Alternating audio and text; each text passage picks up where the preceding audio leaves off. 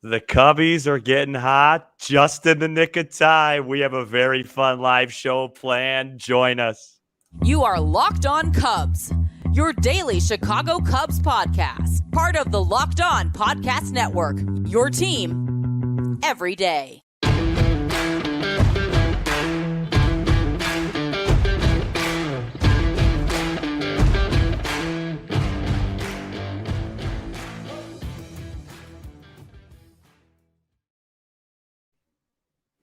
You are Locked On Cubs, part of the Locked On Podcast Network, your team every day.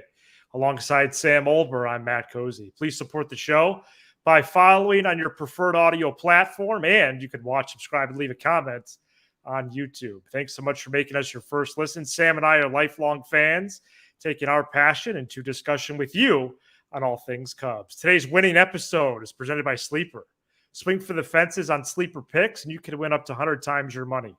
Download the Sleeper app and use promo code LOCKEDON, and you'll get up to a $100 match on your first deposit. Terms and conditions do apply. See Sleeper's terms of use for details, currently operational in over 30 states. Check out Sleeper today. An important week for the Cubs. Important 6-game set, and the Cubs begin that week 1-0 as they lead off yet another important stretch with a nice 7-3 win over the White Sox. Cubs now 49-51 on the season as we've hit the 100-game mark. Sam, good to be with you. It was a fun night in Cubs land over on the south side. You know, Matt, I really wasn't sure if we were going to have another live fiesta type atmosphere like this with the way things were going until the 2024 campaign. And here we are within 2 games of 500, 4 victories in a row, I believe 6 out of 7, and kind of back from the abyss. I mean, they started this second half 1-3. Yeah. And now they're 7-4. And, I'll let you recap the game. I have a lot of little details I'd like to get about this game. Long ball, Hendricks, Leiter Jr., Alzolay. It was really the definition of an all-around dominant performance. Suzuki's catch. Oh, just phenomenal all around. And Dansby Swanson got the scoring started with the 2-run homer in the second. Wasn't even a strike. It was a fastball up and in. Yes. Yeah, I was He going to say launched that. the heck out of that. You just took my segment. Christopher Morel launched one out as well as they went back-to-back Jacksons. And Swanson homered again in the 4th and added an RBI single in the 7th. In between those, the Cubs posted a run on a Cody Bellinger sacrifice fly. Nico Horner hit a solo home run to complete the scoring. Kyle Hendricks, very solid once again. He pitched into the 7th, 6 1/3, 4 hits, 3 runs, 1 walk, 4 strikeouts. And Leiter, Fulmer, and Alzolay closed it out. Horner and Swanson each finished with 3 hits. Morel and Yan Gomes each finished with 2. Seiya Suzuki, huge defensive highlight as the Cubs were in a big jam, bases loaded. In late in the game in that 7th inning, and Suzuki robbed. It would have been 7-5. Grand slam would have been 7-5. Thank you. Yeah. So a little bit of adversity there. Even they got through that. At one point, it was looking like a blowout, 7-1. A little bit of an odd surprise to the bottom of the 9th. Maybe trying to squeeze in Fulmer for 3 outs, couldn't quite do it. Pitch better. Alzolay was electric. Yeah. And did pick up his teammate. But just a very exciting vibe around this team right now. Yeah. I will remind you that the 2021 Atlanta Braves were 49-51, also through 100 ball games. They actually dipped a little after that. We hope the Cubs don't do that. But then they won like 10 straight at one point to start August. Anyways, a good win for the Cubs. And, a lot to talk about from this game. Yes, I want to highlight a few things from the game. you know me, Matt, I kind of can get pretty geeky and nerdy when it comes to baseball. Before the game, I was talking to some of my geeky, nerdy baseball friends, and we were talking about Dansby versus Kopech and how it's such a great matchup for Dansby because of the fastball. He loves to hit the fastball. It's not a secret around the league. And Kopech starts him out with 3 straight sliders, and he's ahead 1-2. And he tried to just sneak in a fastball, right? Just to maybe show him one because, you don't want to throw 4 of the same pitch. And as you mentioned, it was up and out of the zone, and he was waiting for it like he was just locked in a cage ready to be released. I mean, he crushed that ball. That really, and Kopech's the type of guy, once he sees adversity, he's in trouble. He's one of those guys. So, his vibe and his stuff completely changed after that home run. And then Yep. I want to point out Kyle, he threw the ball again much better than his box score would show. It all kind of went down there towards the end. His 3.45 ERA is deceiving. He's been better than that. Since he has been up from the IL, he has been as good as Stroman and Steele, in my opinion. I think so.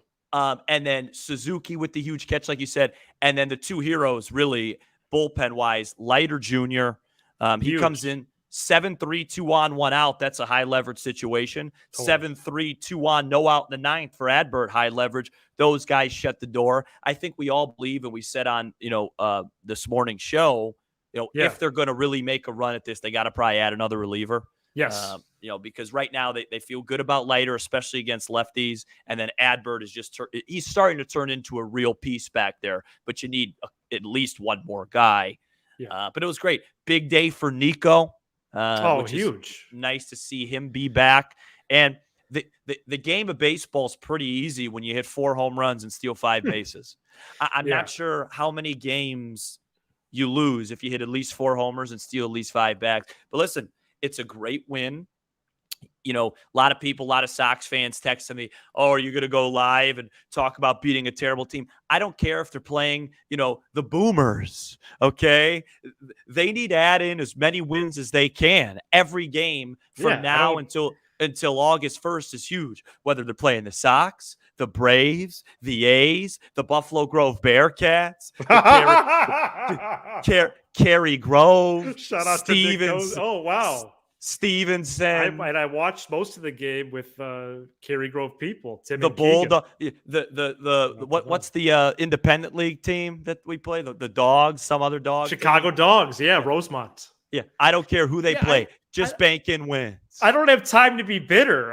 Why would I come on here on this great program and talk about the White Sox? No, I mean, this is a Cubs show. No, I mean, I don't have time. I don't have time for that. I got a lot going on. Well, just congratulations to Yohan Moncada coming off the IL. What a warrior! Anyway, okay, good. That'll be our not our last shot against Cal Ripken, Lou Gehrig, guys that play every day. All right. First thing that comes to mind is Yohan Moncada. Go ahead. Well, I did find it interesting out of the gate. The Cubs tried to ambush Kopech. Talkin was a first pitch swinger to lead off the entire contest. And Horner did the same thing, got a blue pit. And Bellinger later battled. And I like to think that helped, get a better look on Kopech to start the second inning, in which they got the run scoring started. And then they settled down their approach a little bit, not as much first pitch swinging. And then clearly had a game plan on the bases. That's not a coincidence at all. Yeah, Kopech's and they absolutely wiped the floor clean with this club, and were very active on the bases. And if it's going to be that easy, you run until they throw you out. I don't care if it's the major leagues. Run until you get tagged out before you hit the base. I hope to see that tomorrow as well, if possible. Lance Lynn is not swift to the plate. Has he ever been described as quick in anything? Yeah. So I'm kind of backtracking on my what I said I wasn't going to say about the Southsiders, but yeah. But it is true. You have disdain for the White Sox. This is a massive week. I get it. The players show up and they try to have the same approach every day, but at some stage, which is now, it's like, hey, do you want to see your teammates here a week from today? Yeah. Because that's what's on the line. And John Morosi was on 670 The Score today, Sam, and they asked him, Parkins and Spiegel, about Shohei Ohtani. And they said, what do you think the percentage is that the Angels trade him? And he said, I think it's 55-45. They hold on to him. And the hosts were shocked, like it's that high of a percentage he could trade it. And they posed it this way. They said, so you mean to tell me that the fate of possibly the best player in baseball history is going to be decided by 6 games? And Morosi right away said yes. Yeah. Oh, so if that's the case for them, no, of course it's the case for the Cubs. This idea, this cliche, you know what, that, hey, it's just 6 games. No, we know our team, and we're not making a decision off that. That's crap. I'll let you say it because you seem to have more leeway than me.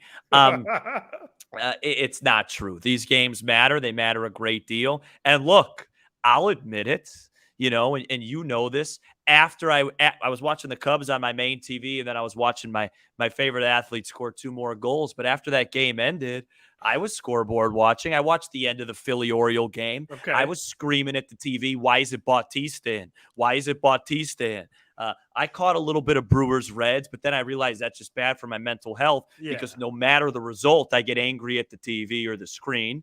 I whipped out my Cardinal towel a little bit against the D-backs before we went on. So that game's still early. Yeah. It's fun. It's fun. And a lot of people that are smarter baseball people than me are saying, Sam, do you really think that this team's going somewhere? Sam, do you really think that they should buy? What are they going to do? And I just say this, look, I talk about the team every single day, and I have a pretty good temperature on the fans. And the fans need competitive baseball in August and September. I think it would do wonders for the momentum. I think it would be good for the organization. It's important, and that's the goal this year. And we all know they're not talented enough as is right now, in a 7-game series going into Atlanta, right? But what I'm not sure about is that lineup they put out there today. That team checks the box. They can compete. What about Stroman, Steele, and Hendricks? They just got to go do it in a 5-game series or 3-game series. Yeah. I mean, come on. What are we doing here? Well, those 3 have pitched as good as any trio in this sport, and you could print it. I'll tell you this.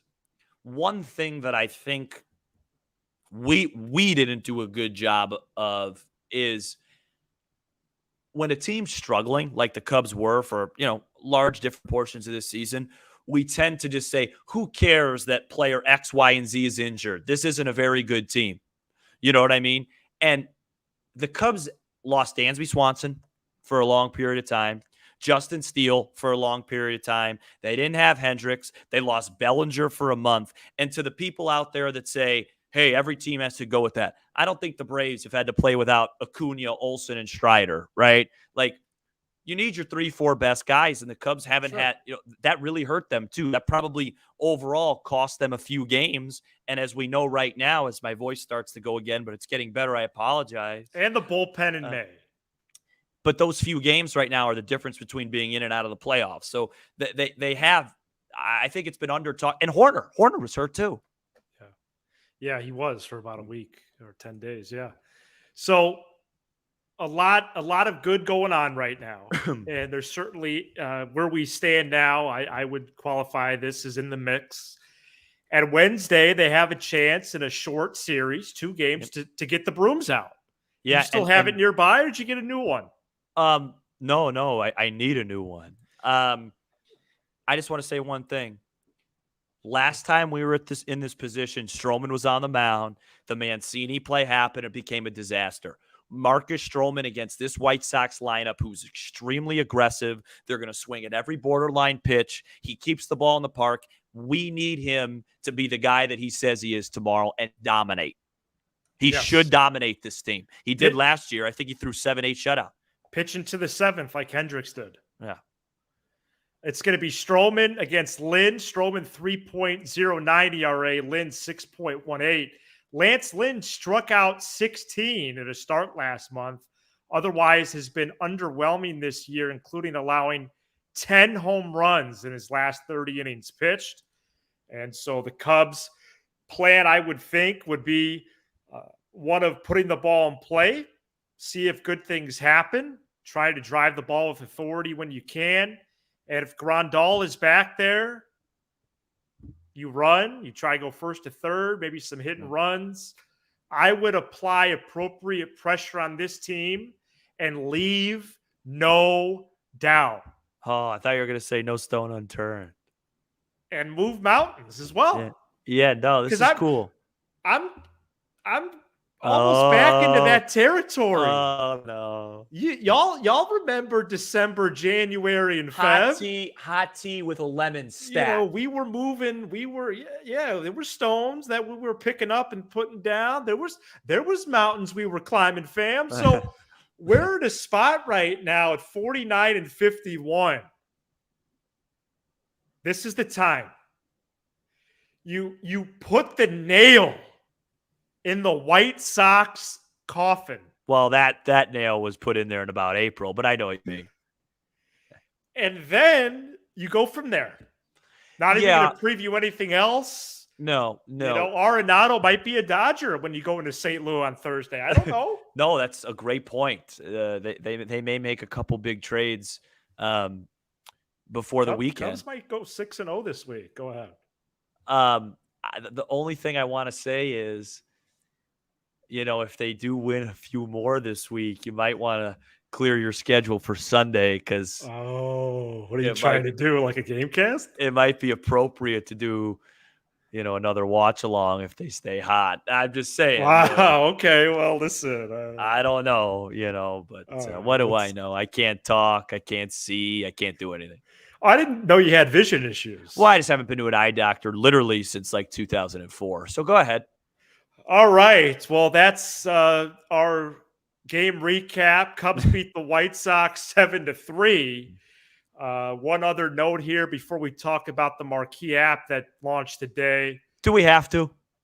We will for a short time. Okay. Or we could just turn it over to the people. Well, yeah, just whatever. The app, great. Yeah, I watched Jason Benetti and Steve Stone today, and I was really Why? I really enjoyed because I wanted to watch the game on TV. I don't know if I like that. No, and I really enjoyed the broadcast. Stone was in rare form. Oh, okay. I'm gonna have to maybe kick you out of this stream. Well, people would be disappointed. I think.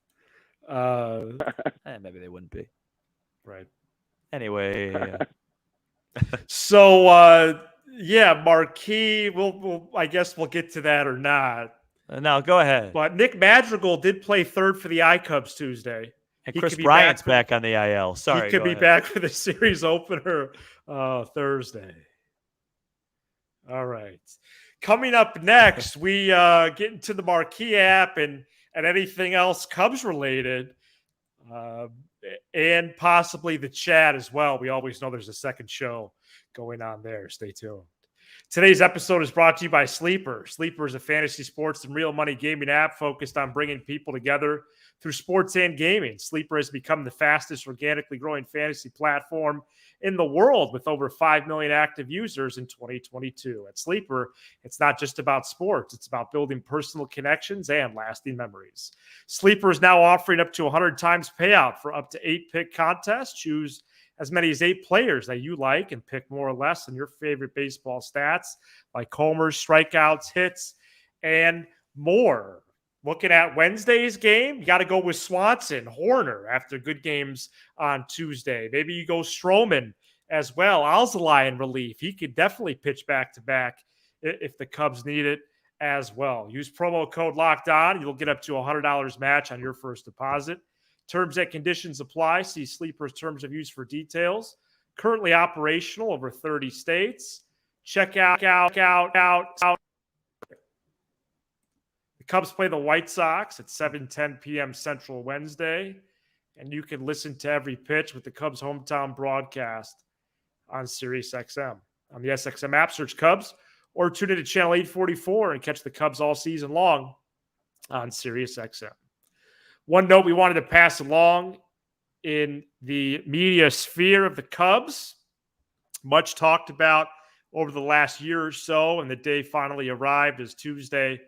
The Marquee Sports Network launched their direct-to-consumer subscription option for in-market Cubs fans. Current customers will continue to be able to stream, if they so choose, through the Marquee app, through their cable or streaming provider. But this is for those who are so-called cutting the cord, or those that aren't getting Marquee for whatever reason, and now you can get it directly through them if you're in market. So awesome. No, great just info. More available to Cubs fans. Right. So to the chat. Okay. Well, more available to Cubs fans. Yeah, something happened there when you were reading that ad. There was like a little disconnect. So that's why people were saying, what was that? On the chat. We were kind of like concerned for your safety, but you look all good. So really, what happened? It was like a just some sort of disconnect for a second. And you like kind of repeated it wasn't you didn't do it. It was the connection. You know what I mean? Oh, okay. Yeah, it wasn't your fault. Brewers just went down to the Reds. Pop in some questions, pop in some comments. We got a few minutes here before, I hit the hay. So, what do we got here? Brewers just went down. So what does that make the Cubs, Matthew? Like, that's what is it? 6.5, 6 out. Okay. 6 even. Yeah. All right. Look, I know what most people are thinking. What do you do with Stroman? What do you do with Bellinger? The answer is, I don't know. If they continue to win baseball games, I don't think Jed pulls the trigger. I just don't. If they lose tomorrow and split in St. Louis, one of them's probably going to go. I don't know. People asking same lineup tomorrow. It should literally be the same exact lineup. Yeah. We could hide this. I messed it. Oh, here it is. Sorry. I think so. Yeah. It should be no. With all due respect to my friend Miguel Amaya, just leave it. Just leave it. Unless for some reason Barnhart caught for Gomes. Just leave it. Yeah. You know what I mean? I would think so. I don't see any reason to change it. Anthony, you can always make changes later in the game. Anthony says, who do you think Jed should go out and get, if anyone? Like I said on today's show. Pitcher. Yeah, I think if they're going to soft buy, get a controllable reliever for next year as well, because this team needs better relief pitching. They need more nasty stuff out of the pen. Left or right, doesn't matter. Get somebody that can get out. So in the 7th inning, if it's not Leiter Jr. Alzolay, I'm not curled up into my couch with 125 heartbeats per minute freaking out. Yeah, someone in the 8th before Alzolay would be very, very important, and a shrewd move by Jed if that happened. Yeah, I don't think they're going to make one of the deals we were talking about yesterday with Candelario, or like a heavy buy. I just think some team that's better is going to pay more, pay up more, but loose buy, get a reliever. And I know that I think we already put up a question from Evan, but he asked about the price for Candelario, and I'm actually going to ask, if the Cubs keep winning this week, just to humor myself, I'll ask Lindsey Crosby what that might look like. Here, in terms of prospect capital. I do such a bad job. There we go with these, because they come in so fast. That's actually a fair point. If you want to use the 2 homers that Wisdom hit last year against Lynn, or 2 years ago, whatever it was, fine. I mean, maybe Wisdom bats 9th and plays. Yeah, 3rd. Lynn and Mastro is a coin flip, but just keep the same. There's no need for Mancini. You know what I mean? Don't do something like that. Just keep it. So. Yeah, Scott Barlow from Thomas. That would be a good controllable reliever from a bad team. Yeah. Exactly the type of guy. Exactly the type of guy. I'm not super familiar with his numbers this year, but exactly the type of idea I'm talking about. Thomas. Good job, Thomas. Yeah, he's put up some quality time in the bigs for sure. So, yeah, I don't I get the Stroman Bellinger push-pull. I do. I know that's hit all the mainstream outlets for the last week, maybe even more. But I think 4-2, they keep both. I think 5-1 or 4 or better than that. It's 100%. But I think even 4-2, they're going to keep both. I was thinking today, Sam. Uh-oh. Who's a better team for Stroman as a pitcher than the Cubs? Yeah, because with the best middle infield. Yeah, right. Yeah, it's fair. He benefits the most from being on this team. Hey, Brady, did you ever? How did that game go? Sorry, Brady went in the chat. He's one of the guys that won the game. I never found out. I think he went to a win, but I can't remember. I was just gonna say, as far as trading goes, everybody out there that was so. Oh, he went to the game that they lost. That's unfortunate. Everybody was so gung-ho last year about keeping Contreras. If you want to trade for him, he's now available, according to St. Louis. So that's crazy. That lasted about a half a year. I'd like to pat myself and you Is and he Jeff on a 5-year deal? On the bench. I think it's like 5-year 85. And he's on the trade block already. Yes. He has zero market. I don't know how you would be able to trade him without attaching somebody to him. Nobody's going to want that contract for a DH.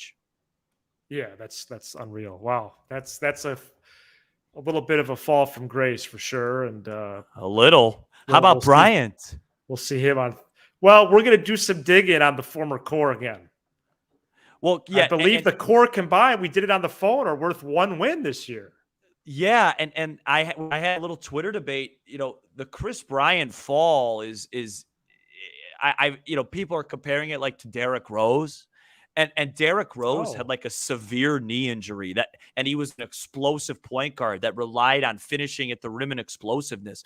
This Bryant fall is nothing like that. It's one of the craziest. I mean, going into 2018, we're getting off topic. I won't go long on this. This was a guy that was on track to be one of the all-time Chicago athletes. Well, plus when D Rose came back, didn't he stay around? Like Bryant keeps going on and off. Yeah. He hurt his knee a second time, and then he just never was the same player. Kind of like Gale Sayers and Derrick Rose is the best comp. Bryant is in a world of his own. So we're going to be live again after Wednesday's game, hopefully a sweep. Shout out to the everydayers who are with us all 5 episodes throughout the week, and you can become an everydayer by checking us out each and every weekday. If you're here for the first time, which I know there's some of you there, please hit subscribe if you haven't yet, and continue to join us as the Cubs 350, especially as they keep winning. So shout out to the 350 plus that are with us, and we're in your ears, Apple, Spotify, wherever you get your podcasts. So shout out to all the audio peeps that are with us on demand whenever and wherever they may be listening on Wednesday. And we're also streaming on Sirius XM. Cubs start a big week with a win. He's Sam Olber. I'm Matt Cozy. This is Locked On Cubs.